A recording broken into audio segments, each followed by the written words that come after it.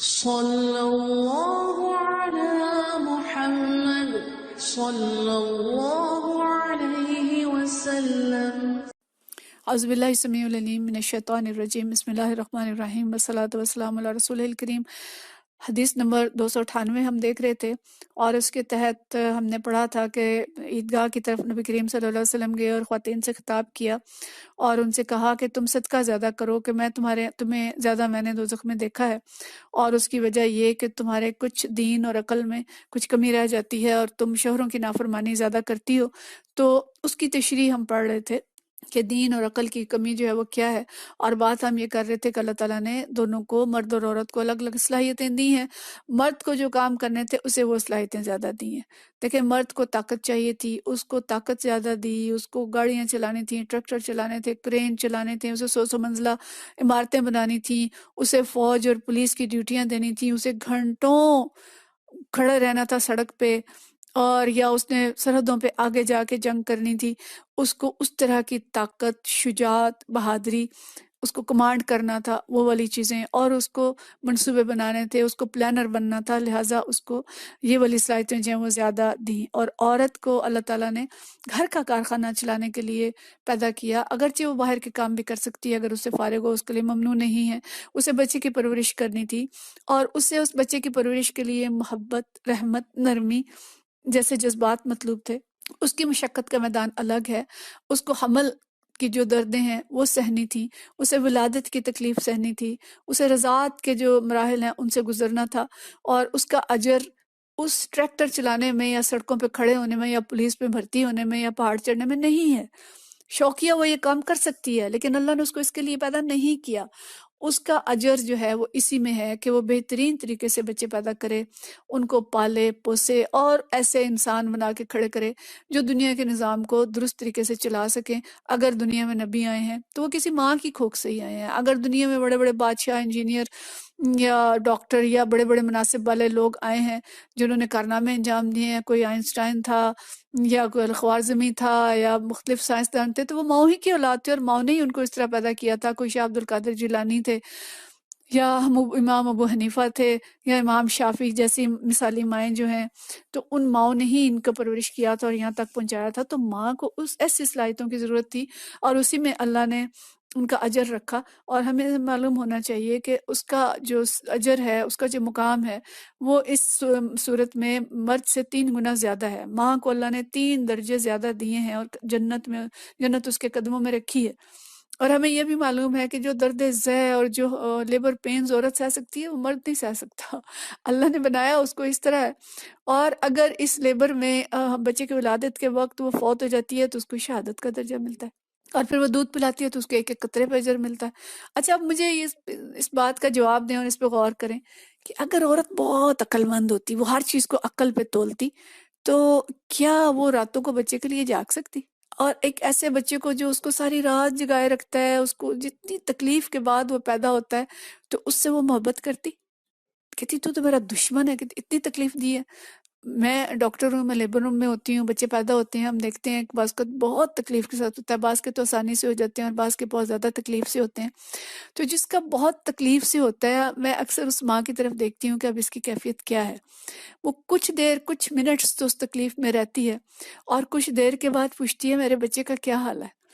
تو میں اکثر ہنستی ہوں، میں اسے کہتی ہوں کہ تو اس کے بارے میں کیوں پوچھ رہی ہے؟ اتنی تو اس نے تجھے تکلیف دی ہے، اتنی تکلیف کے بعد یہ ہوا ہے کہ ہم نے بس کا تب مشینیں لگا کے اس بچے کو نکالتے ہیں۔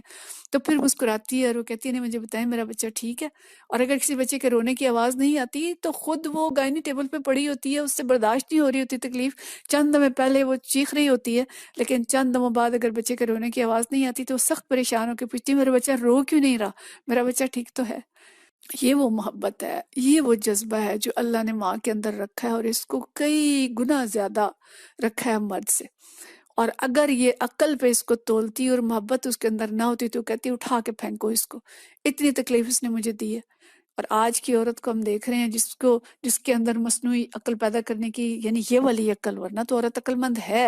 اور بہت زیادہ عقل مند ہے ماشاءاللہ، اللہ نے اسے بہت زیادہ سمجھ دی ہے اپنے میدان کے اندر بھی اور ویسے بھی۔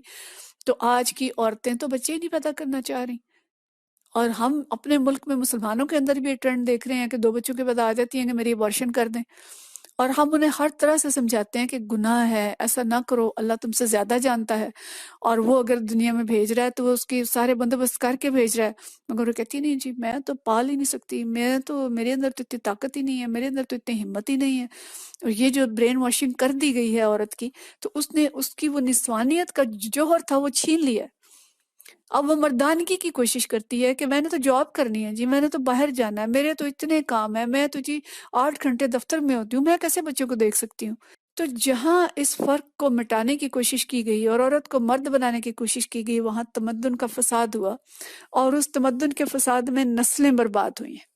تو اگر یہاں پہ یہ فرمایا جا رہا ہے، نبی کریم صلی اللہ علیہ وسلم فرما رہے ہیں کہ کچھ تھوڑی سی تمہارے اندر اللہ نے یہ والی کمی رکھی ہے کہ جو لیول مرد کو دیا تھا اللہ نے، وہ لیول عورت کو نہیں دیا، مگر یہ فرق کچھ 19-20 کا ہے۔ یہ ایسا فرق نہیں ہے کہ جس کو ہم کہیں کہ یہ تو بس یہ عورتیں کمتر ہو گئی۔ یہ جو عورتوں کو کمتر بنا رہے ہیں، یہ ان کے فہم کا قصور ہے۔ اور میں آپ کو یہ بتاؤں کہ یہ جو برین کا سائز ہے، میں بینگ ڈاکٹر آپ کو یہ بھی نالج دے رہی ہوں کہ ہم الٹرا ساؤنڈ کرتے ہیں، اور اگر ایک میل فیٹس ہے یعنی لڑکا ہے، تو اس کے ہیڈ کا سائز جو لڑکی ہے اس کے ہیڈ کے سائز سے عام طور پہ 1 سینٹی میٹر یا 2 سینٹی میٹر بڑا ہوتا ہے، یعنی اتنا فرق عام طور پہ نظر آتا ہے۔ لیکن بعض بچیاں بھی اتنی ہوتی ہیں کہ ان کا لڑکوں سے بڑا ہوتا ہے، یعنی یہ بھی ایسی کوئی ڈیفینیٹ چیز نہیں ہے کہ جو اللہ نے بس فکس کر دیا ہے کہ کسی عورت کا دماغ بڑا نہیں ہوگا اور کسی مرد کا چھوٹا نہیں ہوگا، تو ایسی بات بھی نہیں ہے۔ لیکن ایک ایوریج کے طور پہ 1-2 سینٹی میٹر کا فرق ہوتا ہے۔ اب 1-2 سینٹی میٹر کا فرق ایسا نہیں ہے کہ جسے ہم کہیں جی سب عورتیں کمتر ہو گئیں اور سب مرد جو ہیں وہ برتر ہو گئے، اور اب ایک تحریک چلا دیں برابری کی، اور اس برابری میں آپ دیکھیں بھی نہ کہ اللہ نے کس کو کس کے لیے پیدا کیا تھا، اور گاڑی کے دونوں پہ یہ ایک سائڈ پہ لگا دیں تاکہ تمدن کی گاڑی چل ہی نہ سکے۔ گاڑی کے اگر 2 پہیے ہوں گے اور دونوں الگ الگ سائڈ پہ ہوں گے تو گاڑی چلے گی، اگر ایک ہی سائڈ پہ آپ سارے پہیے لگا دیں گے تو گاڑی چلے گی نہیں، فساد ہو جائے گا، تباہ ہو جائے گی گاڑی۔ تو اس لیے اس چیز کو ہمیں سمجھنا چاہیے کہ جو کچھ اللہ نے دیا ہے، جتنا دیا ہے اسی میں بہتری ہے، اور کچھ معاملات میں عورت کو بہت زیادہ صفات دی ہیں اور کچھ میں مردوں کو زیادہ دی ہیں، اور جو عورتوں کو دی ہیں وہ مردوں کو نہیں دی۔ اب مرد بھی کوئی تحریک چلائیں پھر کہ ہمیں بھی جو ہے بچے پیدا کرنے کی اجازت دیں اور ہمیں بھی یہ سب کچھ کرنے دیں، غیر فطری چیزیں ہیں، تو غیر فطری چیزوں کے پیچھے بھی ہمیں نہیں لگنا چاہیے، اور ہمیں ان کو اس طرح جو مستشرقین کی اور دین دشمنوں کی طرح بھی چلائی ہوئی تحریکیں ہیں ان کا اعلی کار بھی نہیں بننا چاہیے۔ تو اللہ تعالیٰ نے جس کو جو دیا ہے اس میں اسی کے لیے بہتری ہے۔ یہ جدید دور کی کوتاہبینی ہے کہ دونوں کو لڑا کے خاندان برباد کر دیے ہیں، اور طلاق کی شرح جو ہے وہ اس وقت پاکستان کے اندر بھی بہت زیادہ بڑھ چکی ہے، اور دنیا میں تو خیر کوئی حد ہی نہیں ہے۔ تو اللہ فرماتا ہے سورۃ النساء کے اندر کہ جو کچھ اللہ نے تم میں سے کسی دوسرے کے مقابلے میں زیادہ دیا ہے اس کی تمنا نہ کرو۔ اگر کسی اور کو اللہ نے کوئی اور صلاحیت، عورتوں مردوں دونوں کو مخاطب کیا، صرف عورت کو نہیں کیا، کہ اگر کوئی صلاحیتیں اللہ نے عورت کو دی ہیں تو مرد ویسا بننے کی کوشش نہ کریں۔ جیسے آج کل ہم دیکھتے ہیں مرد بھی عورتیں بننے کی کوشش کرتے ہیں، اپنی آواز کو چینج کرواتے ہیں، اپنے بالوں کو چینج کرواتے ہیں، اپنے چہرے کو چینج کرواتے ہیں، داڑھی ختم کرواتے ہیں ہارمونس لے کے۔ نہیں، یہ چیزیں بھی جو ہیں یہ بھی نہیں درست۔ اللہ کہتا ہے کہ جو کچھ عورتوں کو دیا وہ عورتوں کے لیے بہتر ہے، جو کچھ مردوں کو دیا وہ مردوں کے لیے بہتر ہے۔ جو کچھ مردوں نے کمایا ہے اس کے مطابق ان کا حصہ ہے، اور جو کچھ عورتوں نے کمایا ہے اس کے مطابق ان کا حصہ ہے۔ سورہ نساء کی آیت نمبر 32 ہے یہ، اور اللہ فرماتا ہے وَاسْأَلُوا اللَّهَ مِنْ فَضْلِهِ، ہاں اللہ سے اس کا فضل مانگتے رہو۔ اللہ ہر چیز کا علم رکھتا ہے، تمہیں نہیں معلوم کہ تمہارے لیے کیا بہتر ہے، اللہ کو پتا ہے کہ تمہارے لیے کیا بہتر ہے۔ اگر کسی کو عورت بنایا تو اپنے عورت ہونے پہ فخر کرے، اس پہ خوش ہو، اور میرے قدموں میں جنت ہے، 3 درجے اللہ نے مجھے دیے ہیں۔ اور اگر کسی کو مرد بنایا تو وہ اس پہ فخر کرے اور خوش ہو کہ اللہ نے مجھے یہ مقام دیا ہے، اور دونوں اپنی اپنی ذمہ داریاں ادا کریں اور اللہ کی ہدایات کا خیال رکھیں۔ اور اگر ایسا نہیں کریں گے تو دنیا میں بھی فساد ہوگا، خاندان تباہ و برباد ہوں گے، اور اللہ تعالیٰ اس کے ذریعے سے کوئی بہتری نہیں آئے گی اللہ کے کام کو چھوڑنے سے، بلکہ خرابیاں آئیں گی۔ اور جو فرمایا کہ دین میں کمی ہے، یعنی دین میں کمی آ جاتی ہے، جو 7 دن 10 دن عورت نماز نہیں پڑھتی، روزہ نہیں رکھتی، تو یہ ہم اس کو بڑی اچھی طرح سے سمجھ سکتے ہیں کہ مرد تو 5 وقت مسجد جا رہا ہے، اور وہ 7 دن جو عورت نے نماز چھوڑ دی تو اس کا تعلق بلا وہ والا تو نہیں رہ جائے گا۔ یہ اللہ تعالیٰ کا احسان ہے کہ اس میں عورت کے لیے کوئی گناہ نہیں ہے، یہ اللہ کی طرف سے آدم کی بیٹیوں کے ساتھ یہ چیز لگی ہے، لیکن یہ بھی فیکٹ ہے کہ تعلق باللہ میں تو کمی آتی ہے۔ ہم سب اس کا تجربہ رکھتے ہیں کہ نماز سے اللہ کا جو قرب ملتا ہے، نہ پڑھنے سے اس قرب میں تو کمی آئے گی، اور یہ کمی اگر مرد نماز نہیں پڑھے گا، وہ بے نماز ہوگا تو اس کے اندر بھی آئے گی۔ لیکن عورت کا ظاہر ہے تو ڈیفینیٹ چیز ہے کہ اس کو یہ فرق جو ہے یہ پڑتا ہے۔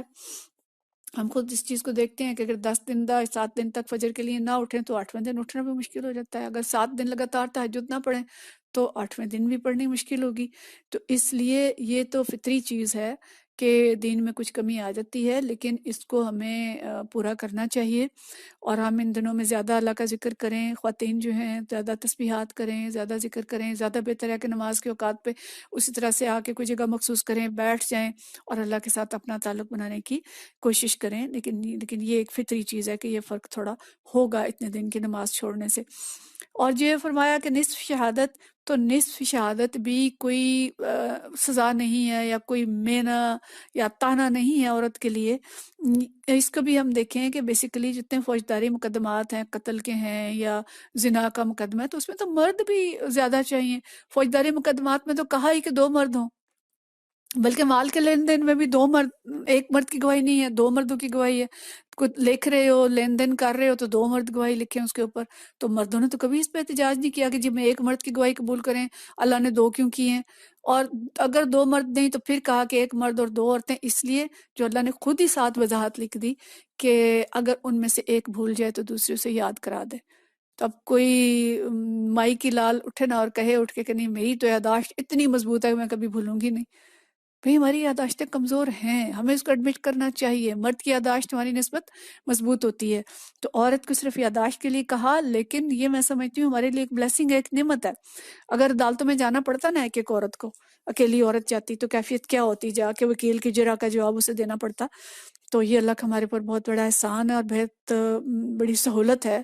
کہ اگر ایسا کوئی موقع آ جائے تو 2 عورتیں جائیں اکٹھی جا کے گواہی دیں، جو ماحول ہوتا ہے عدالتوں کا، جو سچویشن ہوتی ہے۔ تو اس لیے اس میں کوئی بےزتی نہیں ہے، کوئی نامرتبے کی کمی ہے۔ اگر مرد زنا کے مقدمے میں 4 مرد مطلوب ہیں تو وہ بھی اعتراض کریں کھڑے ہو کے، وہ تو نہیں اعتراض کرتے۔ تو یہ مقدمات پر ڈیپینڈ کرتا ہے کس قسم کے مقدمے ہیں اور کس طرح کی گواہیاں مطلوب ہیں۔ نہ مردوں کی شان میں کوئی کمی ہے، نہ عورتوں کی شان میں کوئی کمی ہے، اور نہ مرد کی شان میں کوئی اضافہ ہو گیا ہے کہ وہ جا کے گواہی دے۔ اب وہ بھی تو کہیں بہت کم ایسی جگہ ہیں جہاں پہ ایک ایک گواہی ہو،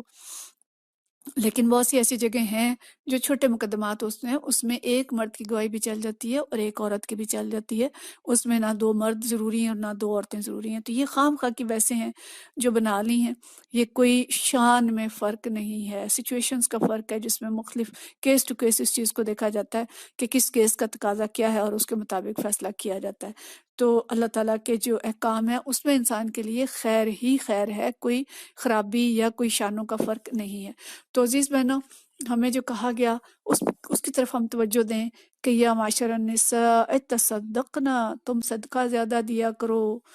کہ تمہیں جہنم میں زیادہ دیکھا گیا ہے تو صدقہ زیادہ دیں، اور اپنی زبان کی حفاظت کریں، کیونکہ کہا کہ تم تکثرن اللعن، تم زیادہ لعن تان کرتی ہو۔ بچوں کو ہی گالیاں دے دیتے ہیں اتنی چھوٹی چھوٹی بات پہ، انہیں ڈانٹ ڈپٹ میں ہی آپس میں جھگڑا ہوتا ہے تو زبان قابو میں نہیں رہتی۔ تو اپنی زبان کی حفاظت کریں، لعن تان برا بھلا کہنا چھوڑ دیں۔ اور دوسری بات بتائی کہ شوہر کی تم ناشکری کرتی ہو، یہ ہم پیچھے بھی پڑھ چکے ہیں کہ شوہر کما کے لاتا ہے، خدمت کرتا ہے، ہر طرح کا خیال رکھتا ہے۔ ٹھیک ہے، سب مرد اچھے نہیں ہوتے، برے بھی ہوتے ہیں، جو برے ہیں ان کو اللہ نمٹے گا، لیکن عورت جو بری ہے اس کو بھی اللہ نمٹے گا۔ تو اپنے شوہر کی قدردانی کریں، اس میں اگر کوئی کمزوری ہے تو اس میں کوئی خوبیاں بھی ہوں گی، اس کی خوبیوں کو دیکھیں۔ کوئی کماتا کم ہے لیکن اس نے خلق اس کے اندر زیادہ ہے، جو زیادہ کماتا ہوگا اس سے تب وہ وقت نہیں دے سکتا ہوگا۔ اور کچھ نہیں ہے، اگر فرض کریں بہت ہی گیا گزرا مرد ہے تب بھی سر کا سایہ تو ہے نا، صاحبان تو ہے، اور یہ صاحبان نہ ہوتا تو کیا ہوتا؟ خدا نہ خواستہ یہ سہارا چھن گیا ہے، اللہ نہ کرے کسی کا یہ سہارا چھن جاتا ہے جن کا، ان کی کیفیت دیکھیں، بیواؤں کی معاشرے میں کیا حالت ہے، متعلقہ جو عورت ہوتی ہے اس کی کیا حیثیت ہوتی ہے۔ تو اپنے سر کے سائے کی قدردانی کریں، اپنے صاحبان کی قدردانی کریں، اور جتنا حسن سلوک خواتین انشاءاللہ کریں گے، مرد بھی ان سے اتنی زیادہ محبت کریں گے۔ ہر حال میں شکر گزاری کریں، ہماری جنت شوہروں کے ساتھ مشروط ہے، اور ایسا اللہ نے کیوں کیا کہ خاندان مستحکم رہیں، گھر قائم رہیں۔ تو جو صلاحیتیں اللہ نے دی ہیں ان کو استعمال کر کے دین اور دنیا کے فوائد حاصل کریں، نہ مرد بننے کی تمنا کریں، نہ مردوں کا مقابلہ کریں، نہ اللہ کے دین سے شاکی ہوں، اللہ کی شکر گزار رہیں، اپنے شوہروں کی شکر گزار رہیں، اللہ سے اس کا فضل طلب کرتی رہیں۔ اچھا، ایک بات جو فرمائی کہ عورت کو جو جذبات زیادہ دیے ہیں، تو کہا کہ تم سے زیادہ میں نے کسی کو دیکھا بھی نہیں ہے کہ مردوں کی عقل کو الٹا دے، سمجھدار مرد کی عقل کو بھی عورت الٹا دیتی ہے۔ تو یہ بھی ہماری آنکھوں دیکھی چیزیں ہیں